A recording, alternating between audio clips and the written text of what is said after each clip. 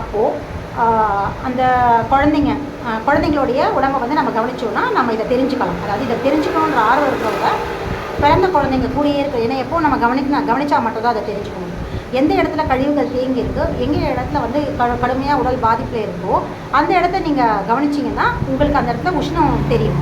அந்த உஷ்ணம் வந்து படிப்படியாக வந்து உடம்பு முழுக்க பரவும். சரிங்களா? இதுதான் வந்து காய்ச்சலுக்கான ரீசன். அப்போது நம்ம காய்ச்சலை நம்ம தனியாக அப்படின்னு பார்த்தோம் அப்படின்னா, அந்த காய்ச்சல் தனியாக பார்த்து அதை குறைக்கிறதுக்கு முயற்சி செஞ்சோம்னா கழிவுகள் எந்த உறுப்புகளில் தேங்கி இருக்கிறோ அது வந்து வெளியேறாது. அந்த உறுப்பு வந்து ஆரோக்கிய நிலைக்கு போகாது. இதான் வந்து உண்மை. சரி, இது ஒரு பக்கம் இருக்கட்டும். இப்போ நம்ம இந்த தத்துவத்தை சொல்கிறதா அக்குபஞ்சர் மருத்துவம். அதாவது அக்குபஞ்சர் மருத்துவத்தை பொறுத்த வரைக்கும் இது எல்லா மரபொழி மருத்துவங்களும் இப்படி தான் சொல்லிட்டு இருந்துச்சு. இன்றைக்கி வந்து மரபொழி மருத்துவங்கள், பிற மரபொழி மருத்துவங்கள், அரசாங்கத்தால் வழிமொழியப்படுற மரபொழி மருத்துவங்கள், அதாவது உண்மையிலே பாரம்பரியமான மரபொழி மருத்துவர்கள் எல்லாம் இந்த மாதிரி இப்போ இந்த அடிப்படை இருக்கு இல்லையா, உடல் அறிவியலோட தொன்மை நிலை, இதை புரிஞ்சு தான் வந்து சிகிச்சை கொடுப்பாங்க. ஆனால் இப்போ இருக்கிற, அதாவது அரசாங்கத்தில் படிக்கிற மருத்துவ முறைகள், மரபொழி மருத்துவங்கள் தவிர ஆங்கில மருத்துவத்துடைய சாயல் இருக்கிற மாதிரி அங்கே இருக்கிற லேப் ரிப்போர்ட்ஸ் அதோடைய பேஸ் பண்ணி, அந்த ஸ்டடீஸை பேஸ் பண்ணி படிக்கிற சித்தாவாக இருக்கட்டும், ஆயுர்வேதாவாக இருக்கட்டும், ஹோமியோபதியாக இருக்கட்டும், இந்த அடிப்படையான விஷயத்தை புரிஞ்சிக்க மாட்டாங்க. அந்த காய்ச்சலை குறைக்கிறதுக்கான மருந்துகள் தான் கொடுப்பாங்க. இப்போ காய்ச்சலை மட்டும் குறைச்சிட்டோன்னா இங்கே இருக்கிற பிரச்சனைகள் சரியாகாது. ஆனால் அக்குபஞ்சர், எங்களுடைய அக்குபஞ்சர், நாங்கள் கடைபிடிக்கிற அக்குபஞ்சர் மருத்துவம் எங்களுடைய தொன்ம நிலையில் பாரம்பரியமாக முதல்ல எப்படி வந்து அக்குபஞ்சர் உடல் அறிவியலோடு இணைஞ்சு நாங்கள் சிகிச்சை கொடுத்துருவோம், அதை பேஸ் பண்ணி. ஏன்னா இன்றைக்கி ஏன் இதை ஸ்பெசிஃபிக்காக குறிப்பிட்ட அக்குபஞ்சர்னு சொல்கிறேன். அக்குபஞ்சர் மருத்துவம் அப்படின்னு என்னால் இப்போதைக்கு இருக்கிற நிலையில் இன்றைய காலகட்டத்தில் சொல்ல முடியும். ஏன்னா இன்றைக்கி சீனாவிலேயே அதோடைய ஆதிநிலை பிழன்றிருக்கு. சீனாவில் பார்த்திங்கனாலே இன்றைக்கி அதோடைய தத்துவமே குலைச்சிட்டாங்க இல்லையா. அங்கேயுமே ஆங்கில மருத்துவத்தோட சாயல் தான். அங்கேயே அப்படி இருக்குன்னா இந்தியாவில் பிறண்டு வந்து அங்கேருந்து இந்தியாவில் பலவிதமான என்ன சொல்கிறது, அங்கேருந்து இப்படி கடந்து புயல், காற்று, மழைன்னு பருவ மாற்றங்களுக்கு உட்பட்டு இங்கே வந்த அக்குபஞ்சர் பார்த்திங்கன்னா ஏகப்பட்ட குளறுபடிகளோடு இயங்கிட்டுருக்கு. மல்டி நீட்லிங் முதற்கொண்டு பலவிதமான மருத்துவ கலப்படங்கள், அக்குபஞ்சரோடைய சித்த மருத்துவம், ஆங்கில மருத்துவம், அதுக்கப்புறம் வேறு வருமா என்னென்னமோ, அதாவது ஒரு அக்குபஞ்சர் போர்டை மட்டும் போட்டுக்கிட்டு அதுக்குள்ளே 1008 ட்ரீட்மெண்ட் முறைகளை இன்செர்ட் பண்ணுறாங்க. இதுக்கு என்ன காரணம்னா அவங்களுடைய மருத்துவத்து மேலே அவங்களுக்கே நம்பிக்கை இல்லை. ஒருவேளை குணமாகாதோ அப்படின்னு சொல்லி சப்ளிமெண்ட்ரியாக பல மருத்துவங்களை இணைச்சிக்கிறாங்க. அதாவது எந்த ஒரு இடத்துல அது கடவுள் விஷயமா இருந்தாலும் இல்லையா, கடவுள் இருக்காரு இல்லை அப்படிங்கிற சர்ச்சை இன்னொரு பக்கமாக இருந்தாலும் நம்ம ஒரு விஷயத்தை செய்கிறோம் அப்படின்னா அதில் முழு நம்பிக்கை இருக்கணுமா இல்லையா. நம்ம ஒரு பொட்டிக்கடையே வச்சுருந்தா கூட அந்த பொட்டிக்கடையை மேலே எனக்கு நம்பிக்கை லாபம் வரும் அப்படிங்கிற முழு நம்பிக்கையோடு அதை நம்ம செஞ்சால் மட்டும்தான் என்ன ஆகணும், அந்த இடத்துல நமக்கான லாபம் வரும். ஸோ அப்படியான இடத்துல நம்ம கடவுள் மேலேயே நம்பிக்கை வச்சாலும் கூட அந்த கடவுள் இருக்காருன்னு முழுமையான சரணாகதி நிலைன்னு சொல்லுவாங்க இல்லையா, என்ன இடர்பாடு வந்தாலும் நான் இதுலேருந்து விலக மாட்டேன் அப்படிங்கிற ஒரு நிலை இருக்கு இல்லையா, அந்த இடத்துல இருந்தால் மட்டும்தான் நம்மளுடைய பிரார்த்தனைகளுக்கும் ஒரு ஒரு ஒரு அர்த்தம் இருக்கும்.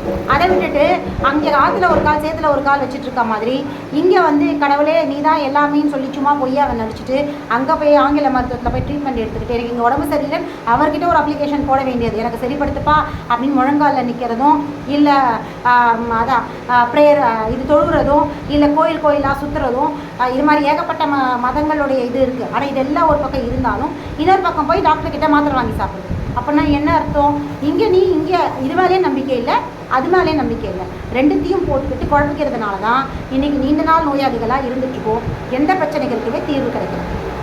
ஸோ இதே மாதிரி தான் நிறைய அக்குபஞ்சரிஸ்ட் இதை தான் பண்ணிக்கிட்டு இருக்காங்க. தங்களுடைய மருத்துவத்து மேலே தான் கற்றுக்கிட்ட மருத்துவத்து மேலே அவங்களுக்கே நம்பிக்கை இல்லாமல் சப்ளிமெண்ட்ரியாக ஏதோ சித்த மருத்துவம் இதை சொல்கிறது, அதாவது ஏதாவது ஒரு மருந்து பேரை சொல்கிறதும் இல்லை வந்து ஏதோ ஒரு உணவு முறைகளை, இந்த உணவு சாப்பிடுங்க, அதை சாப்பிடுங்க, கீரையை சாப்பிடுங்க, கண்ணுக்கு நல்லது, கேரட்டை சாப்பிடுங்க, ரத்த விருத்தி ஆகும், இந்த மாதிரியான ஒரு சப்ளிமெண்ட்ரியாக சில விஷயங்களை சொல்லிக்கிட்டு இருக்கிறதும் செய்கிற விஷயம் என்ன அப்படின்னு பார்த்தீங்கன்னா அவங்களுக்கு அந்த அடிப்படை புரிதல் இல்லை, அவங்க மருத்துவத்து மேலேயே அவங்களுக்கு நம்பிக்கை இல்லை அப்படிங்கிறது தான் நீங்கள் இப்போ புரிஞ்சுக்கணும்.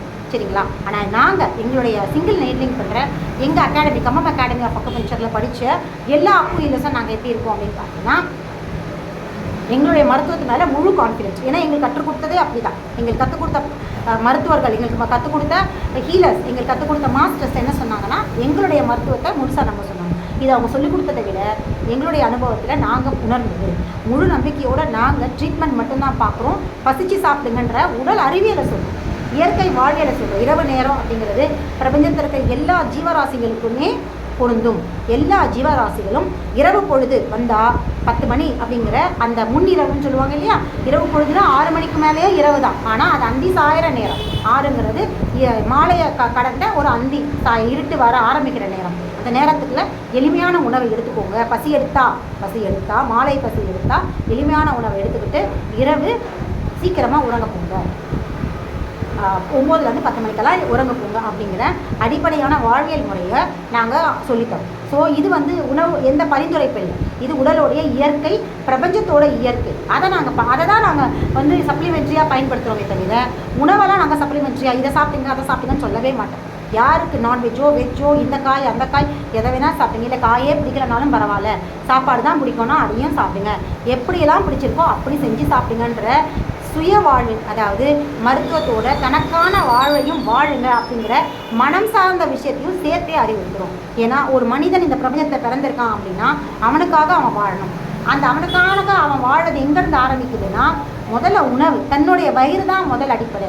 தன் வயத்துக்காக ஒரு மனிதன் வாழ ஆரம்பிச்சிருக்கான் அப்படின்னா, தன் வயத்துக்கான சுதந்திரம் அவனுக்கு கிடைச்சிருக்குன்னா, அவனுக்கு அடுத்தடுத்த எல்லா சுதந்திரமும், அவனுக்கு அடுத்தடுத்த எல்லா வாழ்வியல் சூழலும் அவனுக்கு அமைஞ்சிரும் அப்படிங்கிற பிரபஞ்ச அடிப்படை தத்துவத்தை அக்குபஞ்சர் வழியாக நாங்கள் மக்களுக்கு சொல்கிறோம். இதான் உண்மை. வெறும் மருத்துவம் மட்டும் கொடுக்குறதில்ல ஒரு மருத்துவரோட கடமை.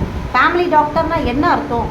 ஒரு ஃபேமிலியில் இருக்கிறவங்க என்னென்னலாம் செய்வாங்க, என்ன ஒரு ஃபேமிலி குடும்ப உறுப்பினர்கள், குடும்ப உறவினர்கள் தன்னுடைய கூட, அதாவது அப்பாவோ அம்மாவோ அத்தையோ மாமாவோ தன்கிட்ட நாடி வர குழந்தைங்களுக்கு என்ன செய்வாங்க? அவங்களுக்கு மட்டும் உறவினராக மட்டும் இருக்க மாட்டாங்க, அவங்களுக்கு எல்லா விதமான நல்ல விஷயங்களையும் கற்று தருவாங்க, வழி நடத்துவாங்க இல்லையா? இதெல்லாம் நாங்கள் மருத்துவத்தின் வழியாக சொல்கிறோம். அதாவது இதை மருத்துவம் மட்டும் பார்க்காம அவங்களுக்கான வாழ்க்கையை வாழத்துக்கும் கற்றுத்தரோம், ஆரோக்கியத்தை நோக்கி கூட்டிகிட்டு போகிறோம். இதுக்கப்புறம் நோயே இல்லாமல் இருக்கிறதுக்கு எப்படி வாழணும்னு சொல்லித்தரோம். அது போக அவங்க எல்லா விதமான விஷயங்களையும் எங்ககிட்ட, அவங்களுடைய குடும்ப கஷ்டங்கள்லேருந்து எல்லாத்தையுமே எங்ககிட்ட ஷேர் பண்ணும்பொழுது அவங்களுடைய பாரத்தையே, அவங்களுடைய மனபாரம், உடல் பாரம் எல்லாத்தையுமே இங்கே இறக்கி வச்சுட்டு போகும்போது, இங்கேருந்து அவங்க வெளியே போகும்போது மனம் நோயாளியாகவும் இல்லாமல் உடல் நோயாளியாகவும் இல்லாமல் யாரோ நம்மளுடைய ஃபேமிலியில் இருக்கவங்ககிட்ட ஒரு ஷேர் பண்ணுற மாதிரி சொல்லிட்டு போகும்போது இதுக்கான சேர்த்து, ஏன்னா ஒரு மருத்துவர் அப்படிங்கிறது உடலுக்கு மட்டும் இல்லை மனத்துக்கும் சேர்த்து ஆறுதலை கொடுக்குறவர் தான். நாங்கள் கொடுக்குறது சிகிச்சை அப்படின்னு நாங்கள் சொல்லிக்க மாட்டோம். உடலுக்கு சப்போர்ட், ஆதரவு, ஆறுதல், இதுதான் எங்கள் அக்குபஞ்சர். நாங்கள் குணமாக்குறோம், நாங்கள் பெரிய அலோபதி டாக்டர் சொல்கிற மாதிரி நாங்கள் கடவுள், நாங்கள் எல்லாரையும் குணப்படுத்திடுறோம், எங்களால் தான் குணமாச்சு அப்படிங்கிற அந்த மேம்போக்கு பெருமை எங்களுக்கு கிடையாது. நாங்கள் அக்குபஞ்சர் குணப்படுத்தி, அந்த அக்குபஞ்சர் கூட, அந்த அக்குபஞ்சர் சிகிச்சை கூட உடலுடைய இயற்கைக்கு ஆதரவு தருது, ஆறுதல் தருது, அவ்வளோதான். அது டிஸ்டர்ப் பண்ணாது. உடலுடைய செய்கையிலையோ உடலுடைய நடவடிக்கைகளையோ எந்த விதமான தொந்தரவும் ஏற்படுத்தாது.